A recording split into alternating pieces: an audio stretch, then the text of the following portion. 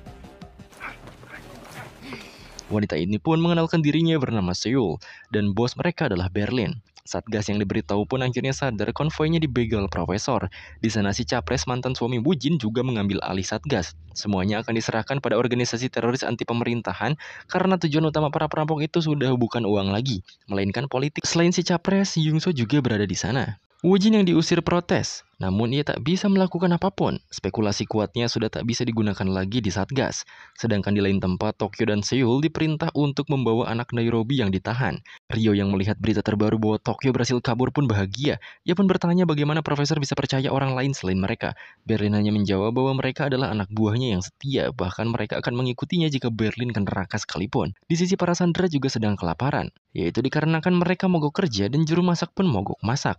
Tapi Denver dan Oslo tetap memberi mereka makan walaupun hanya dengan kentang saja. Singkatnya, di sisi Satgas, mereka benar-benar mempertemukan Yungso dengan Berlin menggunakan anggota keluarga dari para perampok, salah satunya anak Nairobi. Di sisi Wujin yang sadar akan hal itu nampaknya akan melakukan sesuatu, sedangkan Tokyo dan Seoul sudah mulai beroperasi untuk menculik anak Nairobi dengan peluru karetnya. 지켜야지. 고집이 센 남자는 처음 본. 잘 나와? Profesor juga sedang memberi makan Kapten Cha. Setelah Tokyo dan Seoul sampai, operasi pun dimulai bebarengan dengan pertemuan Berlin dan Yungso.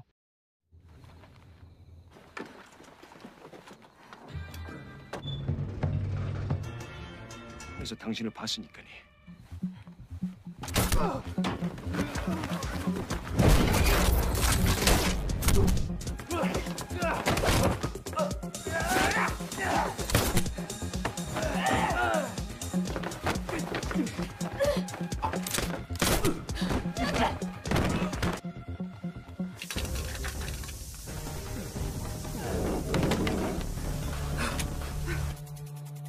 Pertemuan yang disiarkan seluruh media pun akhirnya dimulai. Berlin langsung mengungkapkan semua masa lalu buruk dan kekerasan yang dibuat Yungso di utara. Namun ia membantahnya. Ia berkata bahwa itu hanya tugas negara. Justru menurutnya Berlin lah yang sudah menyakitinya, karena sudah menjadikan anak tirinya budak es padahal ia tenaga medis di camp utara. Kim atau si Capres senang karena Yungso dengan mulus mengungkapkannya. Tapi ternyata Seoul dan Tokyo melakukan penculikan anak Nairobi sambil streaming dan ditonton oleh banyak orang di sana.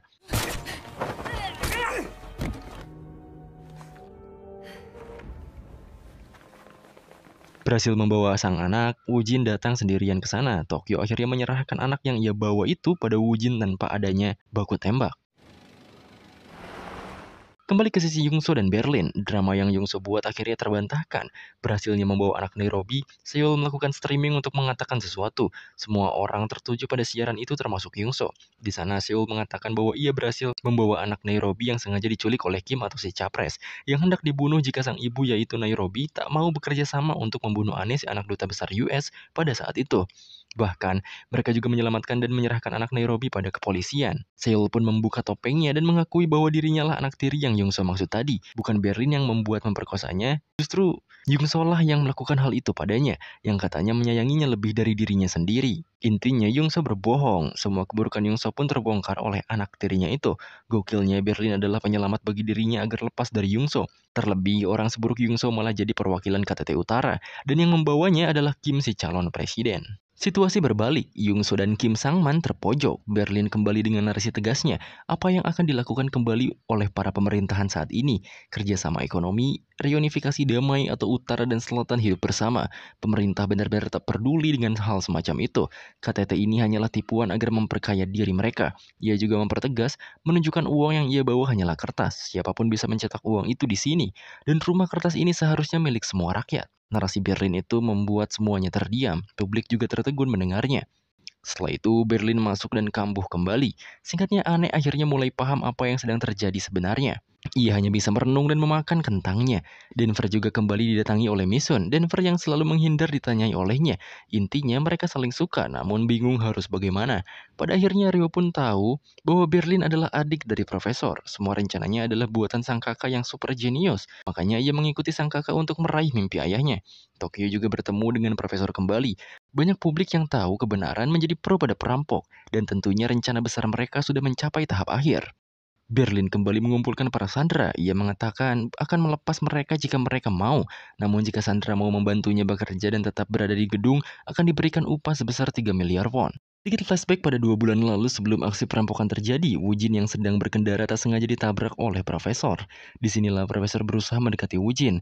Mereka pun menjadi dekat, bahkan Profesor mengajak Wujin untuk jalan ke Ukraina. Di masa sekarang, Wujin yang tak tahu harus kemana lagi mengunjungi kafe Profesor. Namun karena tak enak, akhirnya pulang dan malah pingsan. Kebetulan ada Profesor juga dan malah menolong Wujin sesuai hati nuraninya. Kim Yong-soo dan orang yang mendanai Persatuan Korea pun berdiskusi. Mereka nampaknya kewalahan melawan para perampok itu. Bahkan Berlin juga melakukan streaming dan mengungkapkan akan membebaskan para sandera besoknya. Tentu hal ini membuat pusing 7 keliling bagi mereka.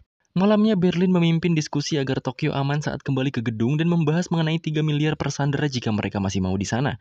Di sisi lain, berita juga terus menginformasikan bahwa Kim sebagai capres win rate-nya menurun 10% dan para perampok sebenarnya hendak menangkap para koruptor. Setelah itu, Profesor juga hendak mengubah rencana dengan Seoul dan Tokyo. Wujin juga sudah bangun, ia sedikit mengingat bahwa dirinya diselamatkan oleh Profesor. Para sandera masih saja kebingungan antara percaya atau tidak, antara ikut atau keluar. Karena 3 miliar won bisa merubah hidup mereka walau keluar dari pekerjaannya saat ini. Berlin dan lainnya datang untuk bertanya. Ia juga membawa uang sekarung untuk menunjukkan bahwa mereka siap memberikan uang-uangnya jika sandera benar-benar mau membantu mereka. Tentu, semuanya menjadi sulit untuk memutuskan. Mengingat diskusi mereka sebelumnya, tentu metode ini digunakan untuk menjadikan sandera kaki tangan mereka. Para sandera pun berkonsultasi 4 mata dengan para perampok mengenai pilihan mereka. 생각을 좀. 나가게. 왜요? 그래서 불금다. 정말 좀. Setelah konsultasi 4 mata, tentu para perampok tahu alasan masing-masing sandera dengan pilihannya. Mereka pun memisahkan antara yang bebas dan tinggal. Beberapa di antaranya kaget karena ada yang memilih tinggal di sana. Namun pilihan tetap harus dihargai, dan yang tinggal langsung ke bagian percetakan uang. Setelah itu Denver yang mengabari Misun tetap tinggal, ditarik oleh ayahnya. Ayahnya memohon untuk tidak mencintai Misun karena tak ingin Denver seperti dirinya. Ia pun mengatakan bahwa dirinya dan ibu Denver yang seorang teller sama seperti mereka saat ini. Namun, berantakan di masa tua mereka. Denver yang baru tahu langsung menangis sembari Moskow memohon padanya. Para sandera yang tinggal kembali bekerja dengan semangat. Wujin yang sudah didepak kepemimpinannya di Satgas juga berusaha mengunjungi kafe Profesor. Di sana, Profesor sedang beres-beres pindahan. Wujin pun meminta maaf dan ngajak balikan intinya. Namun, tak ada respon dari Profesor sehingga ia pun pergi. Profesor yang malah mencintainya mengejar Wujin. Ia memeluknya. Disinilah kita mengerti bahwa sesempurna apapun sebuah rencana tidak akan 100% berjalan sesuai perhitungan. Karena rencana itu dibuat oleh manusia yang tidak sempurna dan digerakkan oleh emosi. Uniknya, Profesor tidak tahu bahwa ia ternyata bisa juga seperti itu. Akhirnya mereka pun balikan. Wujin juga mengajak ke Ukraina sesuai janji Profesor sejak awal. Awalnya Profesor hanya omong kosong menjanjikan hal itu, namun sekarang malah menjadi sebuah harapan yang nyata. Ia mengatakan ayahnya juga demensia. Ia pun melanjutkan beberesnya dan berjanji akan pergi bersama Wujin nantinya. Begitu juga dengan Denver yang terus memikirkan omongan ayahnya sendiri soal sindrom Stockholm. Di sisi lain, Kapten Cha berusaha kabur dari borgolnya, namun sangat sulit. Operasi pengembalian Tokyo juga sudah siap. Seoul menitipkan obat untuk Berlin juga di sana. Demo pro perampok juga sangat ramai, bahkan citra Kim Sang-man juga menurun. Di sisi Wujin, ia yang gembira karena balikan dibuat terdiam karena ucapan Profesor yang mengatakan ayahnya juga demensia. Berlin dan Rio juga sedikit cekcok, karena menurut Rio ini terlalu beresiko.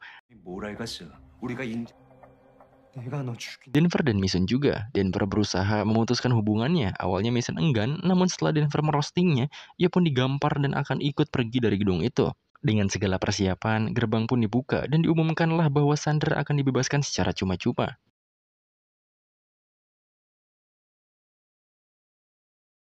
Bodohnya si Sangman, ia mematikan semua jaringan frekuensi. Hasilnya para reporter dan perampok tak bisa siaran. Itu bertujuan agar reputasi Sangman tidak semakin anjlok dan para perampok tak ada jejak membebaskan Sandra. Tetapi Berlin tetap melanjutkan dan membebaskan Sandra lalu bersiap untuk menyambutnya Tokyo. Sedangkan Profesor juga memulai komandonya.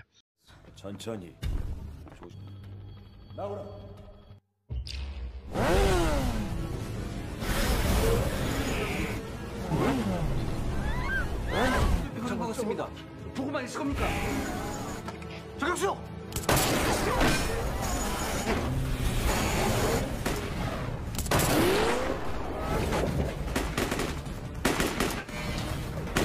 Operasi berhasil, si Misun juga kagak jadi pergi malah balik lagi. Tentunya ini jadi kabar baik bagi mereka. Berlin juga mendapatkan obatnya. Namun tampaknya Moskow tertembak, ia hanya bisa merasakan sakitnya sendirian di toilet. Di sisi Woo-jin, ia akhirnya menggali informasi kepada ibunya yang demensia. Ia pun memaksakan ibunya mengingat soal pria kafe yang ia kencani. Apakah pernah bertemu sebelumnya atau tidak? Si ibu yang lupa malah tiba-tiba ingat bahwa si pria kafe itu menghajar seorang pria yaitu Kapten Cha. Ngecek di log panggilan juga, pada tanggal yang sama Kapten Cha berusaha menghubungi Woo-jin sebelum ia menghilang. Singkatnya, ia pun mengingat semua clue di belakang bahwa profesor adalah si pria kafe pacarnya sendiri. Ia rasanya tak percaya pada fakta tersebut. Kapten Cha akhirnya mematahkan jarinya agar bisa kabur. Ia juga melihat terowongan di bangunan kosong itu. Profesor dan Seul juga sudah kembali dan menemui bahwa Kapten Cha telah hilang. Disinilah kejar-kejaran pun dimulai. Di sisi Woo-jin juga, ia yang mendapatkan informasi pribadi soal profesor langsung meneteskan air mata. Kapten Cha yang tak bisa kemana-mana akhirnya memutuskan untuk sengaja ditabrak oleh mobil agar profesor dan anak buahnya tak bisa menangkapnya.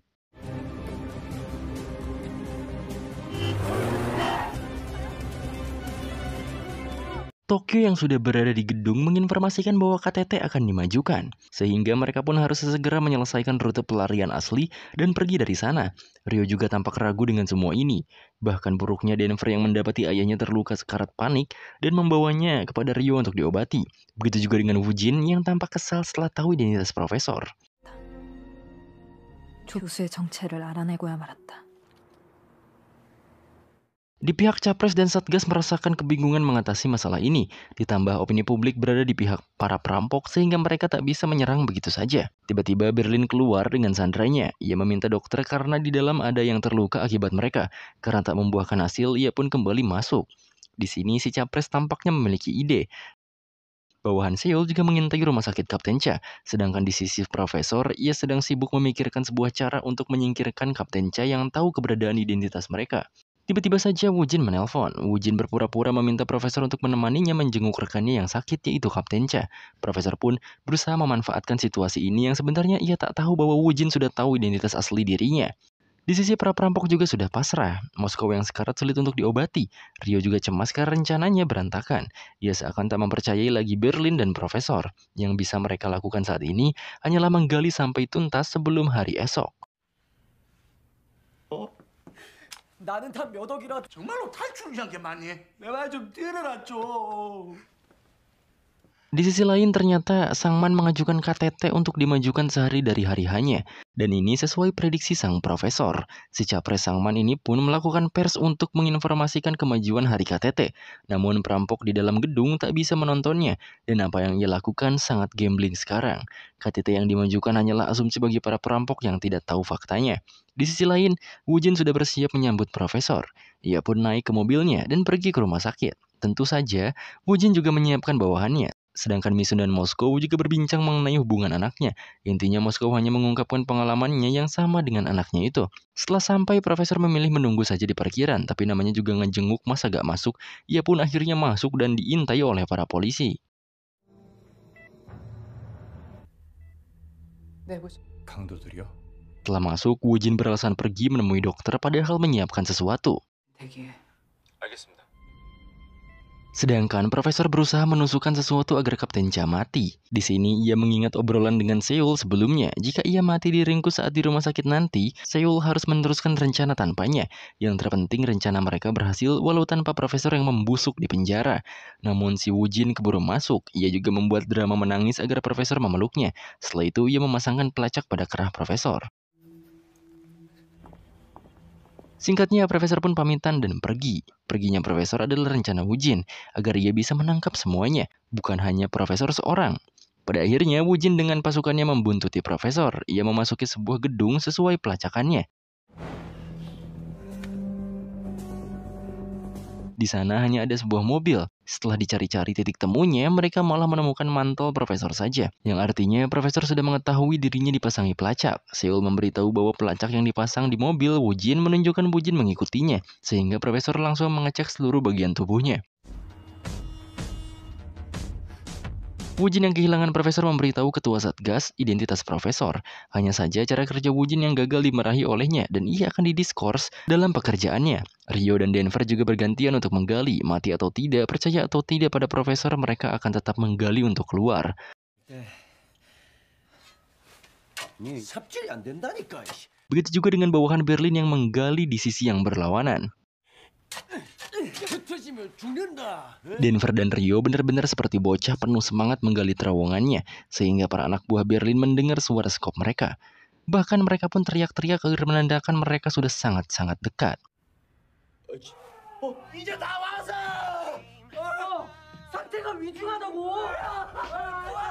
Di sisi Woo-jin, ia menganalisis peta dan rangkaian kejadian hari itu untuk mencari tahu di mana markas si profesor. Setelah menemukan ide untuk mengecek CCTV di daerah Kapten Cha ditabrak, ia pun pergi. Sedangkan Moskow benar-benar sekarat dan Misun segera pergi menemui Denver. Denver, Rio, dan Helsinki sedang bahagia karena mereka telah berhasil sampai ke titik temu. Namun kebahagiaan itu sirna ketika Misun datang. Tentu di sini menjadi akhir hayat Moskow. Ia merasa bahagia atas apa yang ia lakukan. Kematiannya terlihat sangat damai. Ia juga memerintah anaknya untuk menjaga Misun. Jika tidak, ia sendiri yang akan membunuhnya.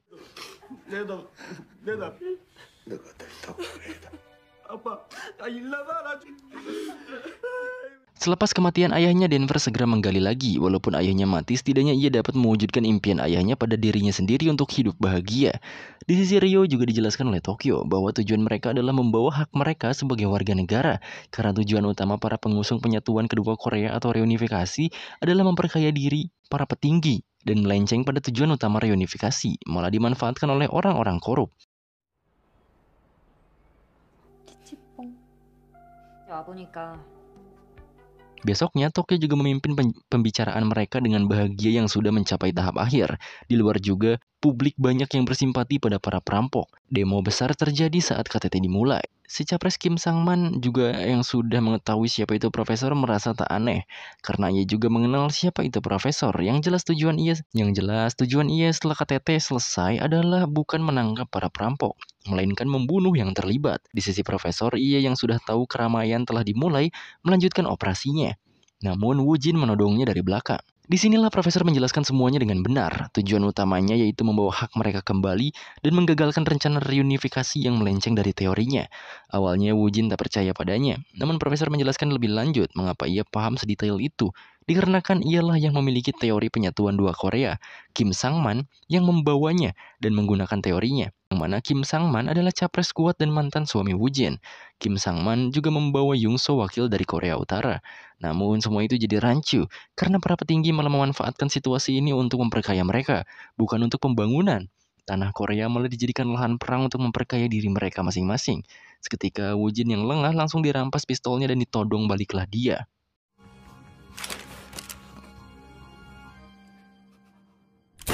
Sedikit flashback, profesor kecil pulang dari sekolahnya, dan sepertinya sang ayah hendak merampok bank diam-diam. Profesor pun bertanya sebenarnya dari mana uang itu dicetak, dan mengapa tidak mencetak uang sebanyak-banyaknya saja untuk dibagikan kepada semua orang, agar tidak ada yang miskin. Malamnya, saat ia tertidur, beritanya memberitahu bahwa ayahnya sudah mati karena ditembak saat merampok. Profesor yang sudah selesai dengan Woo-jin langsung membantu rekannya menggali.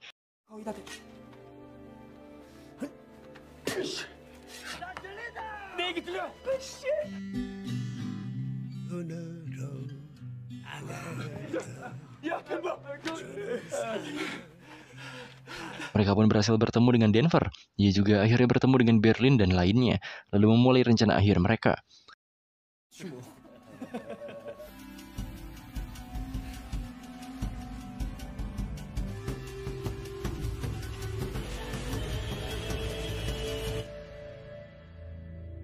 Sedangkan Kapten Cha menampaknya sudah bangun dari komanya. Kim Sang-man dan Young-so terlihat sedang menandatangani peresmian KTT dua negara. Setelah ini, mereka pun akan langsung membasmi para perampok sesuai tujuan mereka. Ternyata Woo-jin belum mati, ia diborgol dan berusaha untuk kabur. Perpisahan pun dilakukan oleh beberapa perampok dan sandera. Mereka semua langsung memindahkan semua uang ke terowongan bawah tanah yang sudah dibuat. Karena memindahkan uang sebanyak itu butuh waktu, para pasukan pun langsung menyerang ke dalam gedung. Berlin mengambil satu HP di sana, dan tentunya adu tembak yang lebih gila terjadi di sini.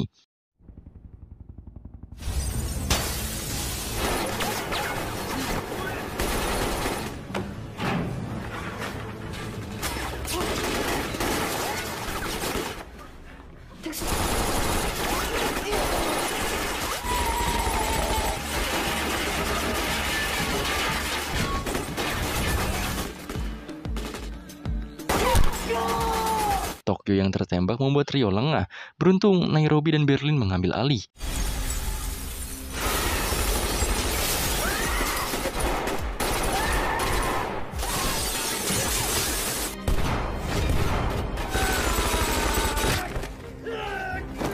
Begitu juga dengan Helsinki, ia hendak membunuh Park atas kematian Oslo, namun itu digagalkan oleh Denver.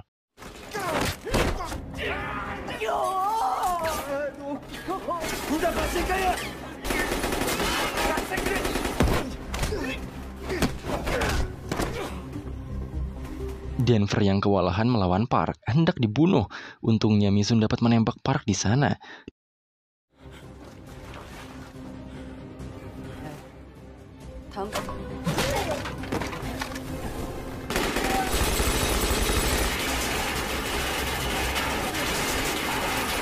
Di luar juga terjadi kerusuhan, bahkan Kim Sang-man sampai dilempari telur. Woo Jin juga malah berhasil melepas pipa dan bebas dari borgolnya.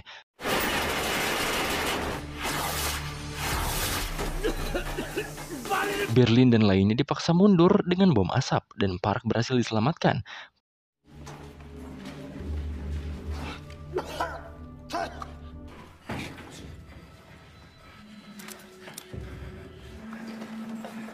Park yang memimpin melihat seorang perampok yang kabur ke suatu tempat. Di sana ada sebuah terowongan, mereka pun mengeceknya.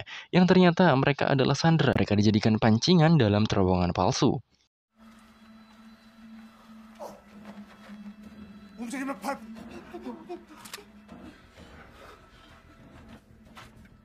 Sedangkan para perampok berhasil mengunci diri mereka di berangkas dan memasuki terowongan asli. Mereka juga memasang bom di sana untuk menutupi akses agar tidak diikuti. Setelah semuanya selesai, ternyata Berlin, Nairobi, dan Helsinki masih ada di belakang. Profesor pun pergi lebih dulu untuk menyiapkan truk. Woo Jin yang berhasil kabur membegal mobil random dan meminjam ponselnya. Lalu ia mengabari Satgas. Satgas yang tak percaya dibuat percaya dengan Kapten Cha yang datang. Sehingga pasukan pun menuju ke tempat kabur Profesor. Saat Woo Jin menunggu pasukan, ia pun menemukan terowongan di bangunan itu dan malah masuk ke sana.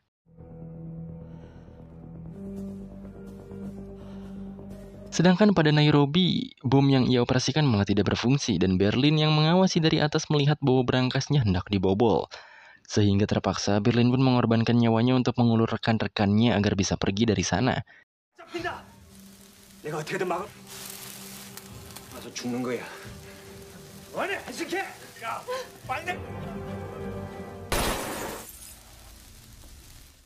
Para sandera akhirnya berhasil diselamatkan, dan pasukan sudah mulai masuk ke persembunyian mereka. Profesor yang hendak mempersiapkan truk menghubungi bawahannya yang mengurus truk. Ternyata di gedung mereka sudah dikepung banyak sekali polisi. Di sini sepertinya langkah Profesor sudah tak ada lagi, dan dia akan kalah. Berlin pun menelpon dengan niat say goodbye pada kakaknya itu. Tentu percakapan mereka didengar para polisi. Profesor juga mengatakan rencana mereka sudah gagal karena polisi sudah mengepung persembunyian mereka dan menutup akses rute pelarian. Helsinki dan Nairobi juga mengabarkan bahwa Berlin akan menahan mereka semua. Tentu itu membuat panik Seoul. Ia segera menyusul Berlin. Berlin yang sudah mengucapkan selamat tinggal akhirnya baku tembak dengan polisi. Saat pelurunya habis, granat pun dilempar.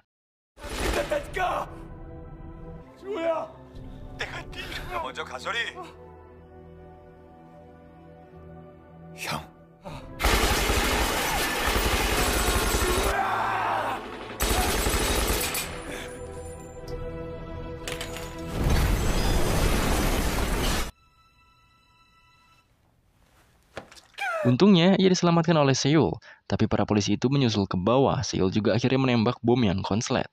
Ledakan bom itu membuat Profesor menangis atas kematian Berlin adiknya.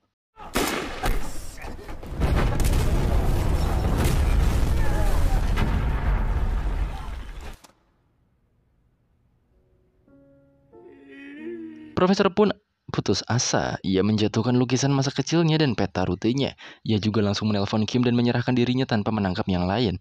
Tapi itu semua dihentikan oleh Tokyo dan memintanya untuk pergi saja. Dalam keputusasaan itu, Profesor melihat petanya yang terjatuh dan sepertinya ia menemukan sesuatu. Woo-jin yang terus mengikuti rute utama bertemu dengan polisi yang mengejar perampok. Namun nyatanya ia malah ditangkap. Bawahan profesor yang lain memasangkan bom di penjuru selokan alun-alun. Saat sedang diskusi, Woo-jin dibawa ke Satgas. Di sana ia dipermalukan oleh Kim. Tak yang dibawa oleh Woo-jin dianggap hanyalah delusi dan ia sudah dicuci otaknya. Sehingga Woo-jin hanya bisa diam. 수색 2팀 폭발물 발견했습니다. 폭발물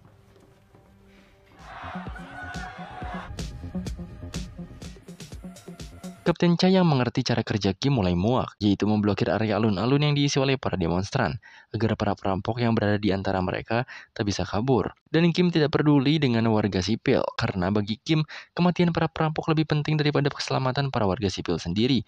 Jadi, itu akan jadi kuburan bagi warga sipil sendiri. Kapten Cha pun melepas dasinya dan pergi dari sana. Kapten Cha akhirnya menyusul Woo-jin. Ia mulai percaya pada perkataan Woo-jin bahwa perampok tak akan meledakkan bomnya. Ia pun berusaha membantu melepaskan Woo-jin dari polisi yang membawanya. Ketua Satgas yang mengikuti masalah ini dari awal bersama Woo-jin dan Kapten Cha juga sama. Ia memerintah semua pasukan untuk mengevakuasi warga sipil. Tentu Kim marah-marah, tapi ia tetap memerintah dan membuang jasnya lalu tak peduli jika ia dipecat sekalipun. 서장이다. 지금 당신 못 뽑고 싶어?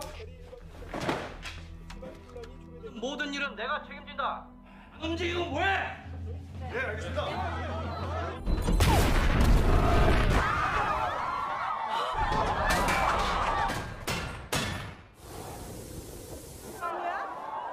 Pada akhirnya bom pun meledak. Namun yang keluar hanyalah balon. Saat balon babi itu meletus, keluarlah uang yang menghujani masyarakat di sana.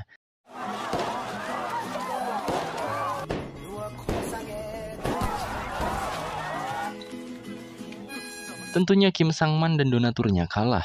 Semua orang terkejut dan bahagia, termasuk para sandera.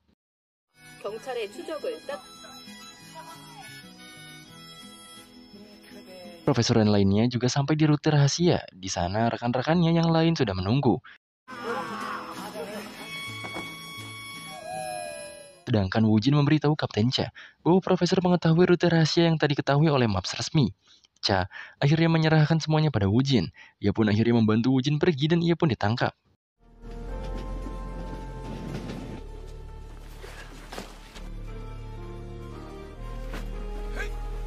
Profesor dan semua anak buahnya pun sudah selesai beberes dan hendak pergi dengan kereta. Di saat itulah anak buahnya menerima telepon dari seseorang yang ternyata Berlin dan Seoul masih hidup. Ternyata Berlin dan Seoul berhasil selamat dan melanjutkan rencana pertama, yaitu bergabung dengan para demonstran.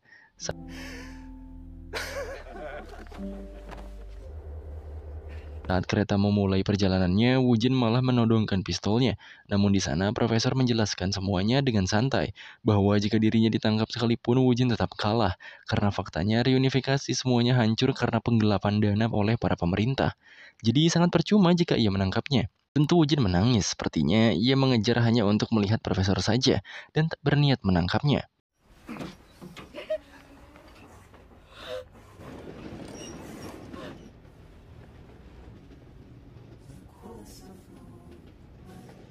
Singkat cerita, kabar keberhasilan perampok mencetak uang 4 triliun won dan membagikan pada masyarakat itu pun tersebar ke penjuru dunia.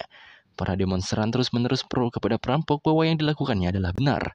Lalu mengkecam pemerintah bahwa mereka korup. Kim Sang-man juga terus berdalih, sedangkan Jung-so rumornya dikirim ke Camp Utara. Setelah setahun berlalu, Woo-jin terus diinterogasi dan akun rekeningnya dibekukan oleh kepolisian karena ia diduga bekerja sama dengan perampok, walau tanpa bukti selama ini. Ia juga diberikan kabar bawahannya soal pernikahan bawahannya itu. Akhirnya, Woo-jin dipanggil firma hukum, diberikan pengacara khusus oleh orang tak dikenal. Ia pun sadar sesuatu. Setelahnya, ia langsung mencari foto yang pernah diberikan profesor itu tempat di Ukraina. Singkat cerita, ia pun ke Ukraina ke tempat di mana foto itu diambil. Tentu saja di sana ia bertemu dengan profesor dan saling menatap. Profesor mengajaknya minum kopi sama seperti sejak awal kisah ini dimulai.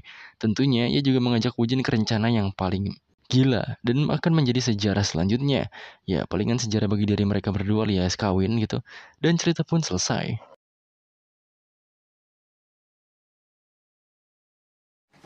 대신 그거 아니라니까. 잘 먹고 잘 살아라.